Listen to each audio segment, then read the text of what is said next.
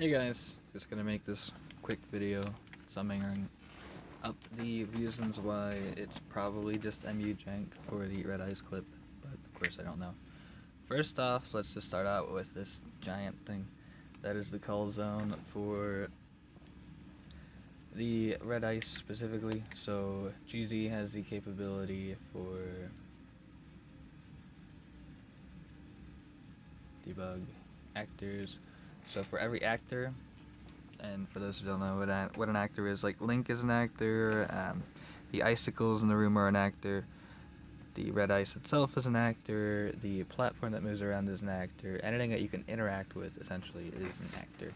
The spike bars are an actor, the BMOS and enemies, they're all actors. Anything that you can interact with that's not like just explicitly a wall or a floor basically. And therefore it's not just collision, I guess you could say. Something that has functionality. So anyways, this is specific, so this is a list of the different types of actors and then the different actors themselves. So you can actually see, like, that's the platform, and you can see the red and green line moving there. That means that, sorry about that, that means that wherever those lines intersect, there's also another line that's hard to see on the screen. Wherever those three lines intersect, that's where the actor actually is. So if it's moving, you'll see those lines moving. So anyways, that's just a quick explanation of what it is. So here you can see these lines interact, or they, cross over the red ice. Therefore, we know it's the red ice, basically. We don't have to go into the details of the, what's that even called in this? Actor ID, I'll call it. So anyways, that's the cull zone right there. The cull zone. And then that is specifically based on the camera. Now, right now I had the camera zoomed out, and technically speaking, it's not the actual camera what it's displaying. It's just set to view, which is what it looks like from this perspective, shall we say. It's not moving the camera in-game. So the camera is separate from what is showing on the screen right now. So that stuff aside, let me show this.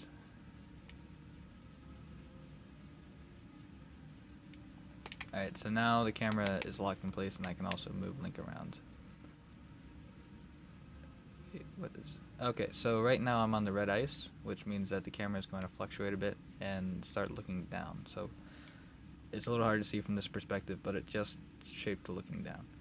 So this is just to show that there's absolutely no way that this thing will ever get unculled, basically. You have to go as far as this wall over here, and then like turn right. And even then you probably don't have any idea where I am exactly, because it's hard to tell. I'm in one of the corners on the far side next to the hallways, so if I... Nope. There we go.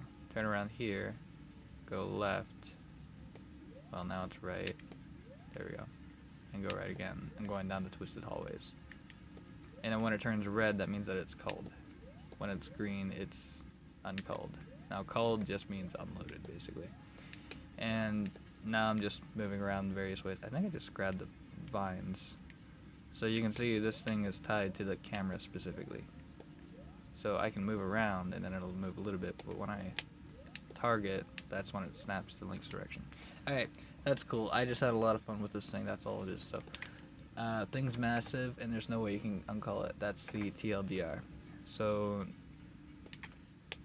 alright, what was next? Next was clipping into this thing with turbo. I don't have a save state that clips into it explicitly, so bear with me. Why is it? Seems like it's moving faster than usual. I think it's just me.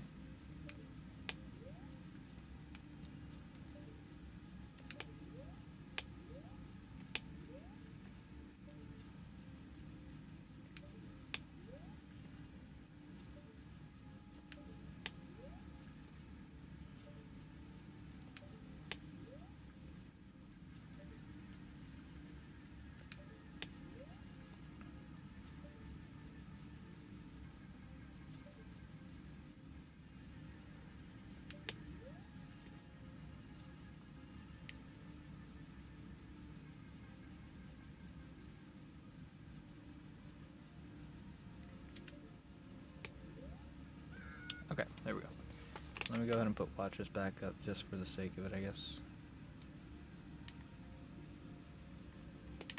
Alright, the watches are like X position, Z position, and 2 speed things, watches. The first one is actual technical momentum, or technical speed, and then the other one is the actual physical displacement in the X and Z axes. Basically, X and Z are, one axis is going this way, the other axis is going this way. The third axis, because this is a 3-dimensional game, is going up and down. That's why. We don't care about why. Not right now, anyways. So, anyways, so I'm just going to show this. So here I am applying turbo speed frame by frame. And this is what it looks like when you clip with turbo speed. Now you can see over there on the right side of the screen, this is up here, 27. That is the actual in-game, what it calculates for speed and position, or for speed specifically. And I think, or is it the other way around? I can check again in a moment. But you need several frames, and every one of those frames, until you're completely underneath the red ice, the red ice is actually pushing you out away from the center, basically. So, okay, it looks like I have to do it every frame. I have to apply it with the cheat itself, with the code I have for it, which is target D-pad left, every frame, because I am frame advancing in the process of this. Otherwise, button mapping would get very weird, I guess. So 27 is it's like so side hop speed is usually 8.5, but then the actual displacement is the one underneath it. That's all I'm trying to explain there. And then every frame, that's why it goes from 19 to 27. So here I'm in the red ice. Now if I drop it from here, and you can see some various frames where you're in the red ice, where Foley is in the red ice in the video. If I were to completely stop applying turbo speed, so you can see it's already dropped to 5.4 for the in-game speed, I get pushed out immediately. There is not a single frame that goes by, again, in which I'm in the red ice. Now, it might be 2 frames depending on where exactly I am. So this is second frame, immediately pushed out. Okay, so 1, 2, third frame, immediately pushed out. 1, 2, 3, fourth frame, immediately pushed out still. 1, 2, 3, 4, fifth frame is the frame where I can finally pass through this time. I think it's usually the 5th, maybe sometimes 6th frame. I never kept track of it or anything, to be honest. What's going on bad memory, and my memory is usually pretty bad, so I don't trust it per se. And just so we're clear, since I did skip this one, you do get popped right back out. I can do it a little slower, I guess. That looked interesting. Okay, that actually did look interesting, because I was in it for much longer than I anticipated. I'm going to guess that, dang it, now I don't know anymore. Okay, so I guess we're back to unclear specifically, but,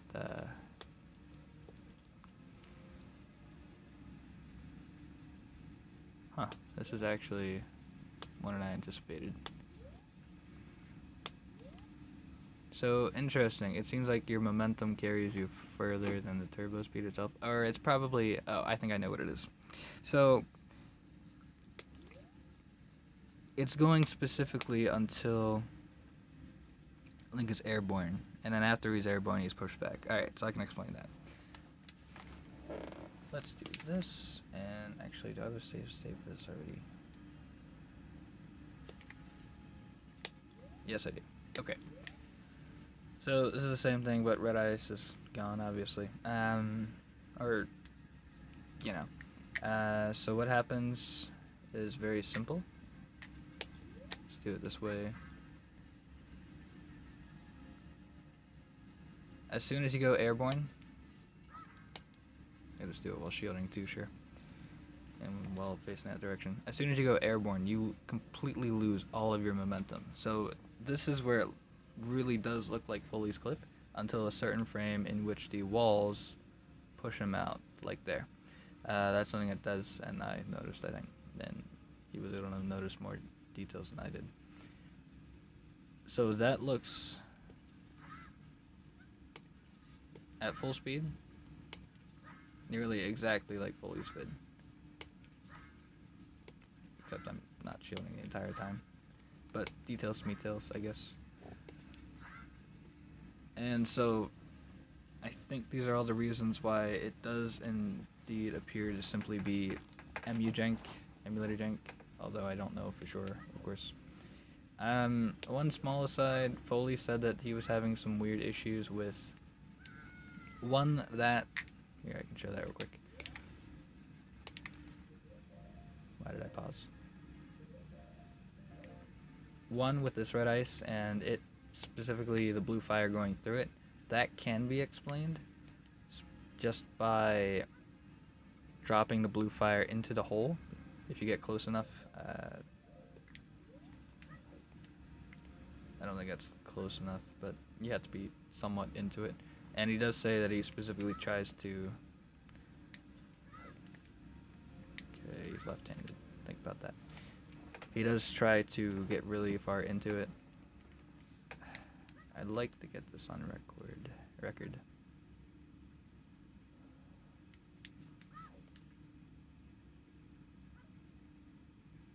I had to personally try to do it. There we go. So, if you saw that, right, I can't see up here. Link's hand was over the hole and the blue fire actually went down into the hole. So the blue fire not dispersing for him, he doesn't have any videos or anything on this, but that can be explained. What cannot be explained, aside from MU jank perhaps,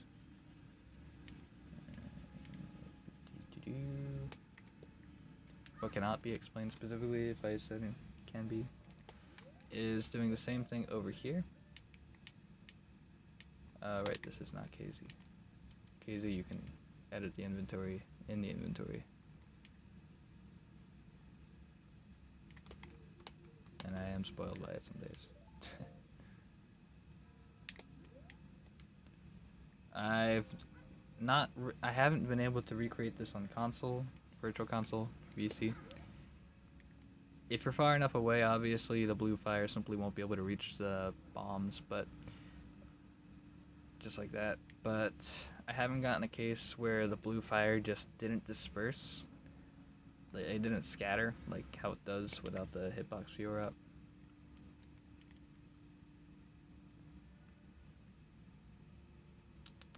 I haven't seen.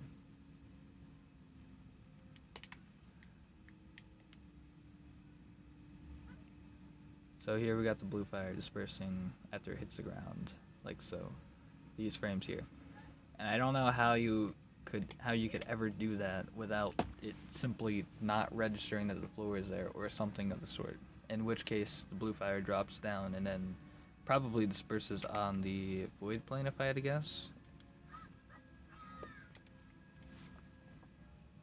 Wow, this is a long video. I'm sorry, guys. I like to be thorough.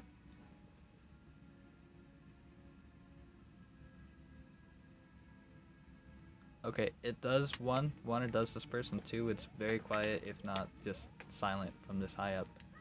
So I could very much imagine that being the case. Because I usually have earbuds in, and playing through speaker. You guys can experiment for yourself if you want. I couldn't hear it at all. I'm just going to try it real quick.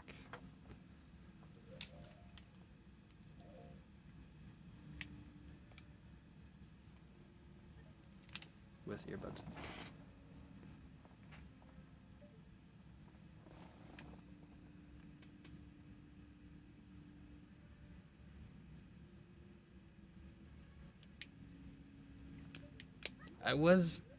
I guess the blue fire does have this remaining noise, but it doesn't have like a dispersing noise. Alright, that's all I got for you. Good luck, have fun with discussions, guys. That's all I have. Goodbye.